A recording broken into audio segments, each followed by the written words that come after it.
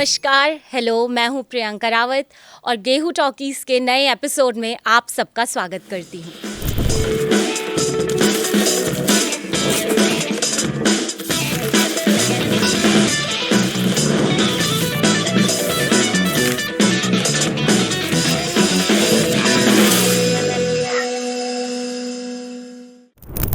आज का एपिसोड बहुत ही खास है क्योंकि आज हमारे साथ है एक बहुत खास मेहमान जिनकी किताबों ने बेशक हमारे बैग का बोझ तो बढ़ाया है पर फिजिक्स के कंसेप्ट्स को बहुत इजीली समझाया है।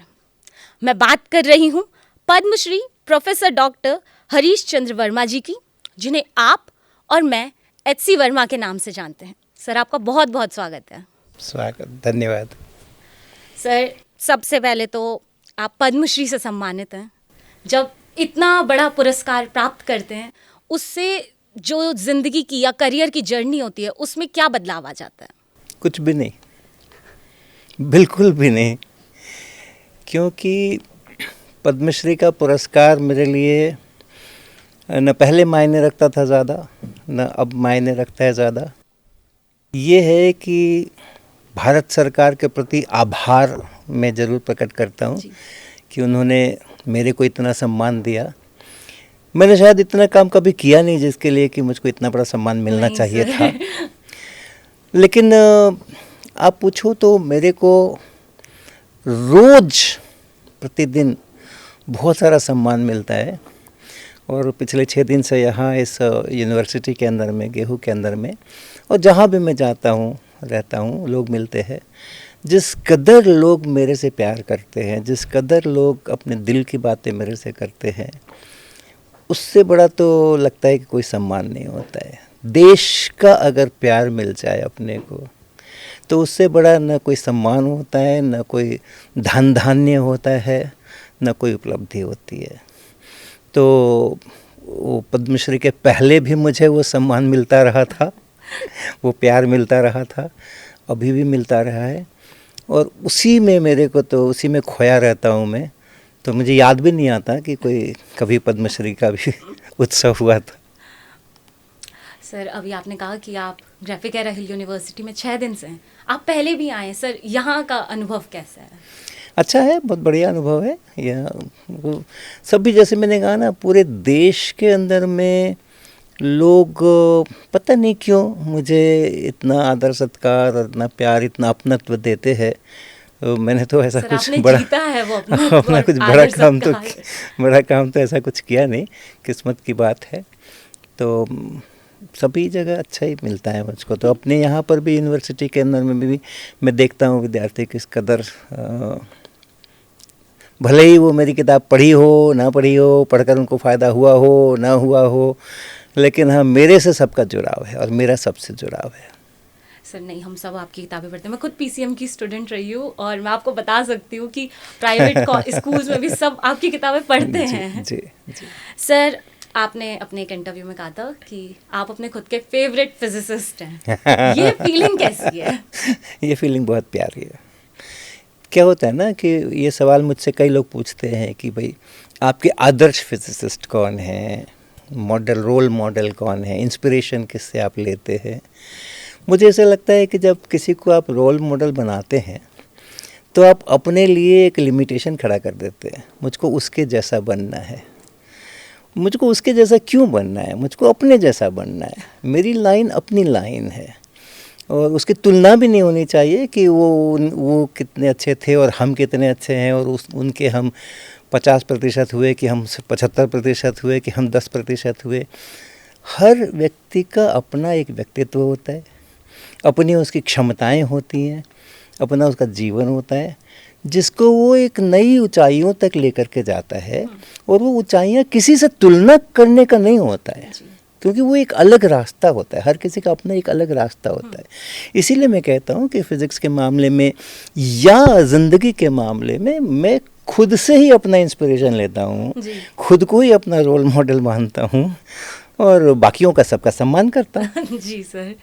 सर, फिजिसिस्ट का बचपन कैसा था? मतलब गेम्स थे, मूवीज थी, शरारतें थी या सिर्फ किताबें भरी थी? नहीं, बचपन के बात पूछोगे तो मेरे बचपन में किताबें तो थी ही नहीं, हाँ, परीक्षाएं थोपी गई थी लेकिन मैंने स्वीकार नहीं की। अच्छा। हाँ, मेरे ऊपर थोपी जरूर गई स्कूल सिस्टम के द्वारा परीक्षाएं, लेकिन मैंने उसको स्वीकार नहीं किया, किताबें पढ़ी नहीं। तो नतीजा ये हुआ कि बचपन के अंदर में, जैसे आप कह रहे, खेलना कूदना, इधर उधर जाना, दोस्तों के साथ गप्पे करना, कभी मदारी का कोई खेल हो रहा है तो वो देखना, कभी और कुछ करना, ऐसे ही चला। और इसीलिए स्कूल वालों ने मुझे बड़े कम नंबर दिए परीक्षाओं के अंदर में, और हमने कभी शिकायत नहीं की।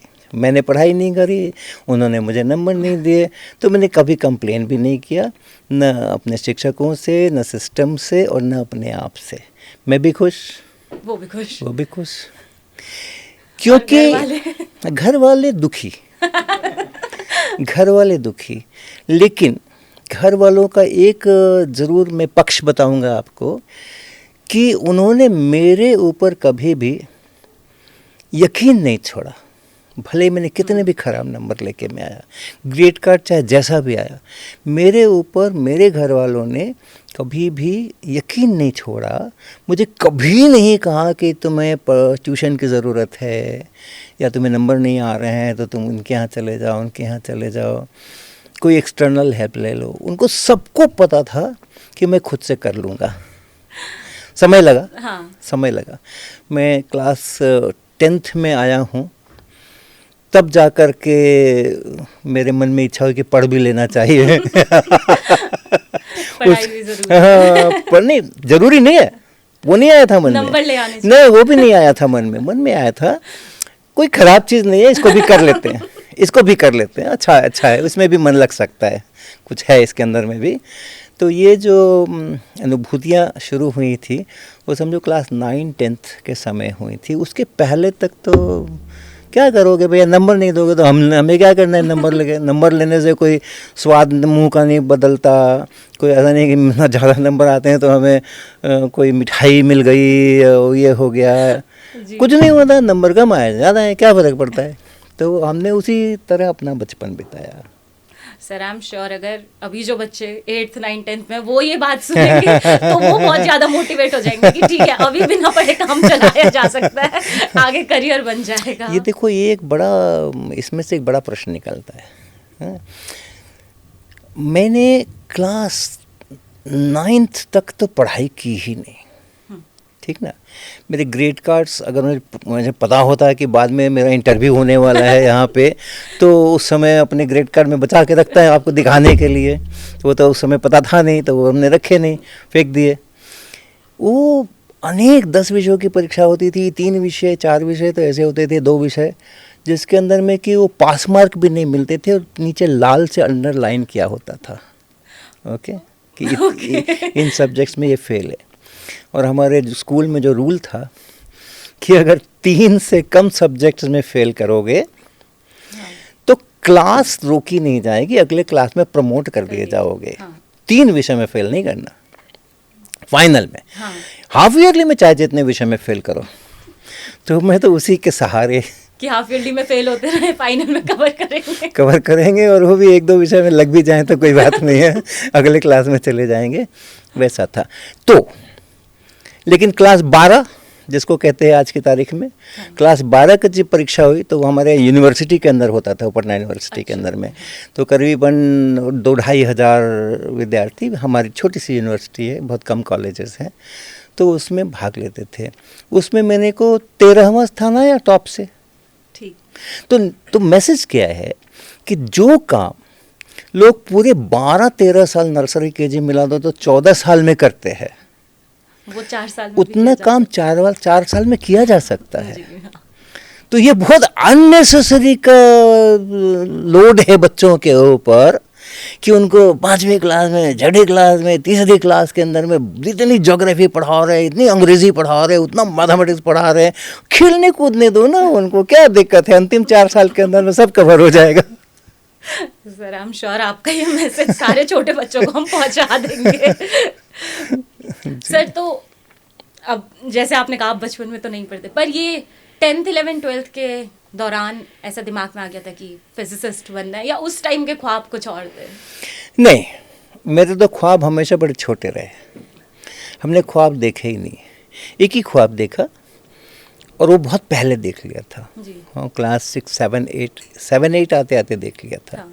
कि मुझे शिक्षक बनना है, सफल हो रहा है। मुझे शिक्षक बनना है। भले ही मेरे शिक्षक मेरे को नंबर नहीं देते थे, लेकिन मेरे शिक्षक, अगर उनसे पूछो कि भाई पूरे स्कूल के अंदर में आप किसको सोचते हो कि ये सबसे प्रतिभाशाली है, सबसे सक्षम है, तो मेरा नाम उसके अंदर में ज़रूर आता था, लिस्ट के अंदर में ज़रूर आता था।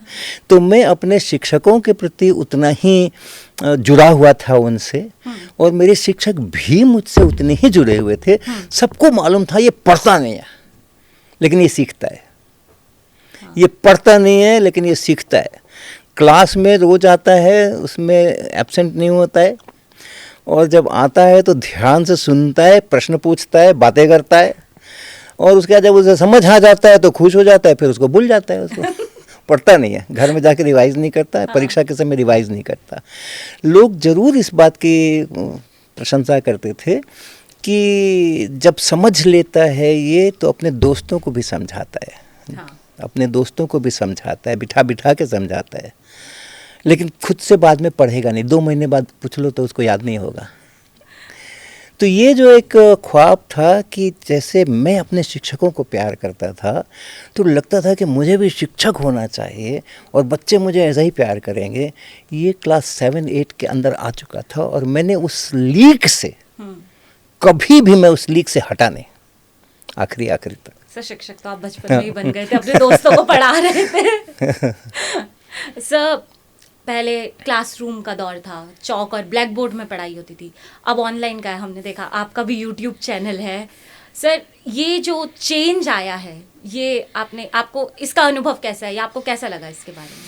नहीं, चेंज का तो अनुभव बहुत अच्छा है, बहुत अच्छा है। हमने 2017 में पहली बार ये ऑनलाइन विद्या सीखी, क्योंकि 2017 में मेरा IIT से रिटायरमेंट था। तो 2016 में मैं गया अपने कंप्यूटर साइंस डिपार्टमेंट में। जो लोग ये ऑनलाइन बहुत करते थे, और काफ़ी समय से कर रहे थे, 3-4 साल से तो काफ़ी ज़ोर से था। शब्द सुनते थे हम, मूक और ये सब, लेकिन मुझे ऐसे लगता था कि ऐसे कैसे पढ़ाई होगी जब तक सामने में विद्यार्थी ना हो मेरा तो मैं किसको पढ़ाऊँगा। लेकिन 2016 में मैंने सोचा IIT से जब निकल जाऊँगा तो फिर ज़िंदगी भर ये नहीं सीखूँगा। हाँ। तो मैं उनके पास जाके कहा कि मेरे को एक ऑनलाइन कोर्स देना है, आप बताओ क्या होता है और कैसे होता है। तो उन्होंने मुझे ट्रेन अप किया, 1-2 महीने बताया, और उसके बाद हमने कोर्स फ्लोट किया। हाँ। और मेरे पहले कोर्स में ही वो एक बहुत जनरल टाइप का था, उसका था learning physics through simple experiments. तो वो एक 15 घंटे का कंटेंट था, 30 दिनों के अंदर में, लगभग शायद 30 या 32 दिनों के अंदर में उसको पूरा किया गया था। और हर लेक्चर के अंदर में एक टॉपिक उठाने के बाद उस टॉपिक की थियोरी, उस पर बेस्ड एक्सपेरिमेंट्स, 2 या 3-4 एक्सपेरिमेंट्स, और उसके बाद फिर उसकी व्याख्या, ऐसे करके वो ऑनलाइन चला। तो अच्छा लगा। करीबन 54,000 स्टूडेंट्स ने रजिस्टर किया। सबसे अच्छी बात ये लगी कि उसमें उनका जो प्लेटफॉर्म था, मूकिट नाम का उनका सॉफ्टवेयर था जो उन्होंने बनाया था खुद से। तो सबसे अच्छी बात ये थी कि उसमें एक डिस्कशन बोर्ड हुआ करता था, जिसमें कि बच्चे अपने प्रश्न पूछ सकते थे, मैं जवाब दे सकता था, और जो सहपाठी थे उनके वो भी आपस में एक दूसरे को जवाब दे सकते थे, और इस तरह से डिस्कशन होता था वहाँ पे। मुझे ये देख के बड़ा आश्चर्य हुआ और बहुत खुशी हुई कि उस 15 घंटे के कंटेंट में से लगभग 9,000 साढ़े 9,000 नए प्रश्न पूछे गए, और उसमें से डिस्कशन वाले जो रिप्लाई लोगों ने किया उसको भी मिला दो तो कुछ 12,000 उस पर पोस्ट्स आए। जी। तो मुझे लगा कि ऑनलाइन सिस्टम की ये बहुत बड़ी ताकत है, क्योंकि जब हम क्लासरूम में पढ़ाते हैं, ब्लैक बोर्ड के ऊपर चौक से पढ़ाते हैं, तो हमारी 45 मिनट की या 50 मिनट की क्लास होती है, 55 मिनट की क्लास होती है। उसके अंदर में मुश्किल से 2-3 प्रश्न आते हैं, अगर आए तो। हाँ, अगर आए तो उससे ज़्यादा क्या आ जाएंगे, और ज़्यादा हम क्लास में कितना समय भी ले सकते हैं उन पर डिस्कशन करने के लिए।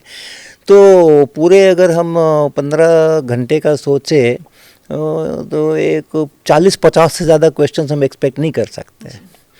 लेकिन यहाँ पे 9,000 क्वेश्चंस आ रहे हैं, यानी 9,000 बच्चे इस मेरे 15 घंटे के कंटेंट पर सोच रहे हैं और आपस में डिस्कशन कर रहे हैं, एक दूसरे को जवाब दे रहे हैं। कोई किसी की खामी बता रहा है, कोई किसी को ट्रेन अप कर रहा है। मैं भी देख रहा हूँ, जितना संभव है, पूरा तो मैं नहीं देख पाता था, मैं भी देख रहा हूँ। तो ये जो इतना सारा एकेडमिक एक्टिविटी हो रही है मेरे कंटेंट के ऊपर, ये मेरे को बहुत भाया। तो ये बहुत बड़ी स्ट्रेंथ है। और वीकनेसेस भी हैं। जब हम ऑफलाइन की क्लास करते हैं तो वो केवल क्लास नहीं होती है, बच्चे उसके लिए कॉलेज आते हैं। कॉलेज आना अपने आप में एक कल्चर है, और जब हम वो मोबाइल के ऊपर क्लास करते हैं उस कल्चर से हम दूर हो जाते हैं। ये एक कमी है। क्योंकि जब लोग आपस में एक जगह पर आते हैं, अपने यूनिवर्सिटी में जैसे यहाँ पर इतने हज़ारों विद्यार्थी हैं, एक जगह पर आते हैं, एक दूसरे के साथ में हल्ला करते हैं, नॉइज़ करते हैं, एक दूसरे के साथ में रहते हैं, देखते हैं, सामाजिकता का भाव आता है, समरसता का भाव आता है, कंपटीशन भी आता है, कंपटीशन का भी भाव आता है। लेकिन वो बैकग्राउंड के अंदर में वो सोशल जो कमिटमेंट्स अपने होने चाहिए वो डेवलप होते हैं, एटलीस्ट होने का चांस होता है। और घर में बैठ करके और मोबाइल के स्क्रीन के ऊपर या लैपटॉप के स्क्रीन के ऊपर अगर सारी पढ़ाई हो रही है तो हम उससे वंचित हो रहे हैं। तो ये मिली जुली प्रतिक्रियाएं हैं। और जितना तेज़ी से इस ऑनलाइन सिस्टम का, उसमें आर्टिफिशियल इंटेलिजेंस और ये और वो, और बड़ा नुकसान क्या है कि हर एक प्रश्न का उत्तर अपने ऑनलाइन प्लेटफॉर्म्स के ऊपर अवेलेबल है। ओके, ये हमारे लिए खुशी की बात नहीं है। ये हमारे लिए खुशी की बात नहीं है, इसलिए कि मनुष्य की जो क्षमताओं का विकास होता है वो तब होता है जब उसका दिमाग कसरत करता है। अगर आप अपने दिमाग को कसरत नहीं कराओगे, अगर उसको आप सोचने के लिए बाध्य नहीं करोगे, उसके सामने कोई पजल आ गई है, कहीं फंसा है कुछ, तो उसमें से कैसे रास्ता निकालना है, उसके लिए खुद से चर्निंग नहीं अगर हम कर रहे हैं, तो जिस तरह से प्लास्टर लग जाता है तो उसका जब खोला जाता है तो वो हाथ पतला सा निकलता है ना, आप इसका इस्तेमाल नहीं करोगे तो सारे मसल तो ख़राब हो ही जाएंगे। उसी तरीके से अगर हम अपने सोचने वाले जो सेल्स, हमारी प्रक्रियाएं हैं दिमाग में, अगर उसका हम इस्तेमाल नहीं करेंगे, हमें अपॉर्चुनिटी मिलती है ना। कोई चीज़ अगर मैं नहीं समझता हूँ तो इट्स ए ग्रेट अपॉर्चुनिटी कि मैं अपनी लर्निंग को बढ़ा सकता हूँ। जो चीज़ मैं समझता हूँ ठीक है। अगर मेरे को कुछ नहीं समझ में आया तो ये मेरे लिए एक अवसर है कि मैं उसकी जांच पड़ताल करूँ, उसमें डीपर जाऊँ, उसके ऊपर विचार करूँ, खोजूँ, ये करूँ वो करूँ, करके उसका सोल्यूशन मैं निकालूँ। लेकिन वो सोल्यूशन अगर मुझे बहुत इजीली अवेलेबल है तो चाह करके भी हम उस सोल्यूशन को देखे बिना नहीं रह सकते हैं। मुझको पूरा विवेक है कि मुझे नहीं देखना है, खुद से करना है। लेकिन मुझे ये भी मालूम है कि अगर मुझसे खुद से नहीं होगा तो अंत में मैं इसको देखूंगा। वो अंत बहुत जल्दी आ जाता है। वो अंत बहुत जल्दी आ जाता है। सोल्यूशन नहीं होता तो हम कर लेते हैं उसको, थोड़ा टाइम लगता है, हम कर लेते हैं। ये एक बड़ा ड्रॉबैक है इस सिस्टम के अंदर में, जिसमें कि सब पूरा इन्फॉर्मेशन इकट्ठा करके और एआई के माध्यम से, चाहे जैसे भी कंप्यूटर्स के माध्यम से लोगों ने बना के रखा हुआ है, और आप जो चाहो, मैं उस सॉल्यूशंस की बात कर रहा हूँ जो कि ऑथेंटिक और अच्छे सॉल्यूशंस हैं। और जो गलत सॉल्यूशंस, बिना मतलब के बहुत सारा कूड़ा कचरा जो रखा हुआ है इंटरनेट पे, उसकी तो मैं बात ही नहीं कर रहा हूँ। वो तो अलग समस्या है। उतने में से वो अच्छे वाले कौन है उनको ढूंढना ही अपने, उसके लिए कोई एआई हेल्प नहीं करता है। ओके, वो तो एक अलग समस्या है। लेकिन इवन जो अच्छे वाले सॉल्यूशंस भी हैं वो भी ठीक नहीं है, वो भी नहीं होने चाहिए, ताकि बच्चे अपने से मेहनत कर रहे हैं, अपने दिमाग में थोड़ी मेहनत कर रहे हैं। मेरे पास इतने सारे ईमेल आते हैं, इतने अच्छे सवाल बच्चों के मन में आते हैं, स्कूल के बच्चों के इतने अच्छे सवाल उनके मन में आते हैं, लेकिन वो क्या लिखते हैं, सवाल लिखेंगे, मुझे बड़ा पसंद आया, अच्छा बहुत बढ़िया सवाल है। अगली लाइन होती है, हमने 3-4 घंटे गूगल पे सर्च कर लिया, इसका सोल्यूशन नहीं मिला। और 3-4 घंटे आप लगा दिए होते अपना दिमाग, तो सोल्यूशन मिल गया होता। तो ये मिली जुली स्ट्रेंथ भी हैं, वीकनेसेस भी हैं। तो एक विवेक की आवश्यकता बढ़ गई है। ऑनलाइन सिस्टम होने से विवेक की आवश्यकता बढ़ गई है कि हम उसका निरीक्षण कर सकें कि हाँ, हमें क्या देखना और कब देखना और कितना देखना, कितना उसका फ़ायदा उठाना, कितना उससे हेल्प लेना। ज़्यादा हेल्प नहीं लेना चाहिए ना। हेल्प लोगे मतलब आप बैसाखियों पर चले गए, व्हील चेयर पर चले गए, सब कुछ खराब हो जाएगा।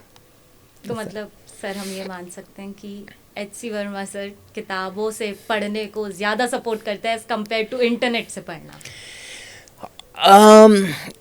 इंटरनेट से पढ़ने में दिक्कत नहीं है, राइट। अगर मुझे कोई एक नई चीज़ पढ़नी है, हाँ। मुझे स्पेशल थ्योरी ऑफ रिलेटिविटी पढ़नी है, मेरे क्लास में नहीं है, मेरे सिलेबस में नहीं है, मुझे पढ़ना है, और मुझे पता है कि हमें यूनिवर्सिटी की साइट से पढ़ना है, हमें ये फलाना.com, टॉपर्स.com, ये .com, वो .org उससे नहीं पढ़ना है। एक रेप्यूटेड यूनिवर्सिटी की ही साइट पर अगर मुझे वो मिलेगा तभी मैं उसको पढ़ूंगा, नहीं तो मैं नहीं पढ़ूंगा। यहाँ पर विवेक चाहिए।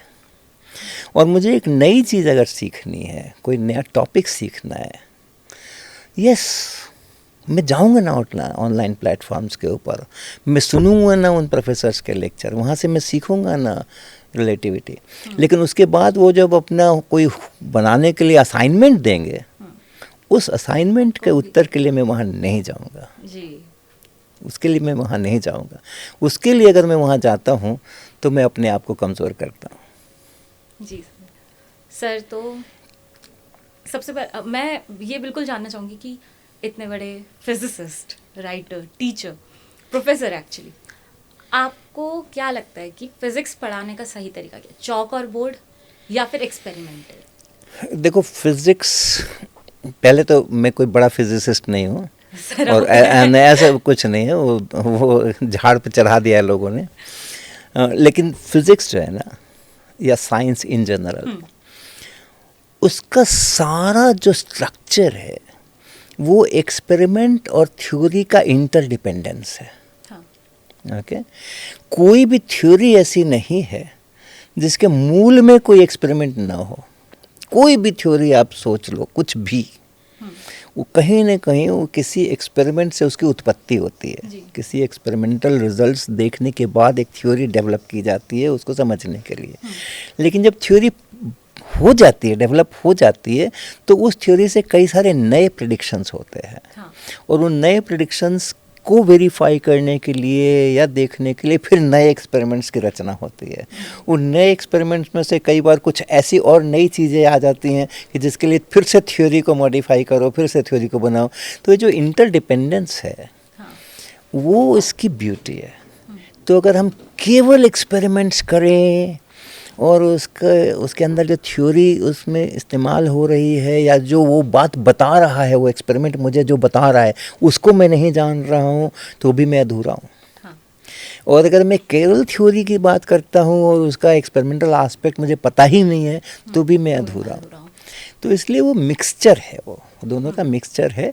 थोड़ा रेंज है, वो 50-50 भी ठीक है, 40-60 भी ठीक है, 20-75 भी ठीक है, 75-25 भी ठीक है। कोई इधर किसी के लिए ये रुचिकर ज़्यादा है, वो रुचिकर कम है, वो सब चलेगा। लेकिन ऐसे कोई तुलना नहीं कर सकते कि हम ये कि हम थ्योरी की हम एक्सपेरिमेंट्स करना है। तो इसलिए इधर के जो 30 साल से 40 साल मैंने पढ़ाया सिस्टम के अंदर में कॉन्सेप्ट्स ऑफ फिज़िक्स लिखने के बाद, उसमें मैंने ये चीज़ें और ज़्यादा सीखी हैं कि हमें प्रकृति से साइंस को आगे बढ़ाने का और साइंस से प्रकृति को आगे बढ़ाने का ये रिश्ता रखना चाहिए। तो हमें प्रैक्टिकल तो करनी है, थ्योरी भी करना है, सभी कुछ करना है। सर, जब मैंने आपसे सबसे पहले पूछा था कि पद्मश्री से ज़िंदगी में क्या बदलाव आया, आपने कहा था कि मुझे उस अवार्ड से ज़्यादा कुछ फ़र्क नहीं पड़ा, पैसों का ज़्यादा वो नहीं है, पर जो इज़्ज़त मिलती है, जो प्यार मिलता है, वो बहुत बड़ी चीज़ है। सर अभी जैसे हमें आपके बारे में एक और चीज़ पता चली कि आपको जो अपनी बुक्स के थ्रू रॉयल्टी मिलती है, जो कि काफ़ी बड़ा अमाउंट है, 1 करोड़ की, वो आप पीएम रिलीफ फंड में देते हैं। सर मोटिवेशन क्या है फिर देने का भी और जिंदगी का भी? मैं स्पष्टीकरण कर दूं, ये मैंने कभी नहीं कहा, मैंने कभी नहीं लिखा, मैंने किसी इंटरव्यू में ऐसा नहीं कहा है। हाँ, ऑथेंटिकली आप मेरा सारा देख लो, क्योंकि मैं ऐसा नहीं करता हूँ। ठीक है ओके, हमारी रिसर्च की कमी है, sir, we are really sorry। मैं बिल्कुल ऐसा नहीं करता हूँ। जो भी मुझे रॉयल्टी वगैरह मिलती है वो पीएम रिलीफ फंड में बिल्कुल नहीं जाती है, लेकिन तब है कि वो सामाजिक कार्यों में खर्च होती है, वो सामाजिक कार्यों में खर्च होती है। हमारी एक छोटी सी संस्था है जिसके साथ में जुड़ा हूँ, शिक्षा सोपान। आईआईटी कानपुर के ही विद्यार्थियों ने, फैकल्टी मेंबर्स ने और आईआईटी कानपुर के आसपास जो गांव हैं उनके कुछ बच्चों ने मिलकर के ये संस्था बनाई और वही लोग चलाते हैं, मैं भी उसमें जुड़ा हुआ हूँ। तो उसके माध्यम से हम लोग साइंस के लिए, फिज़िक्स के लिए और इन जनरल एजुकेशन के लिए बहुत तरह तरह के प्रकल्प लेके चलते हैं। तो उसके अंदर में काफ़ी सारे रॉयल्टी का एक बड़ा हिस्सा उधर भी खर्च होता है। तो इसी तरह के सामाजिक कार्यों में खर्च होता है, दैट इज़ करेक्ट। लेकिन हम बिल्कुल ऐसा नहीं है कि हम मेरे बैंक अकाउंट में पैसा ही नहीं होता है और हम सारा पैसा पीएम को दे देते हैं, ऐसा बिल्कुल नहीं है। लेकिन हाँ, क्या होता है ना कि बहुत कहानियाँ बन जाती हैं। कोई व्यक्ति अगर थोड़ा चर्चा में आ जाता है तो फिर उसके ऊपर बहुत सारी कहानियाँ बन जाती हैं, तो वो कहानी ही है वो। ठीक है सर, एक मिथ और ब्रेक हो गया है। Thank you very much sir, आपसे बात करके बहुत अच्छा लगा। थैंक यू वेरी मच, नमस्कार। आई एम श्योर आप लोगों को भी हमारे ये खास एपिसोड बहुत पसंद आया होगा। That's all for today, thank you.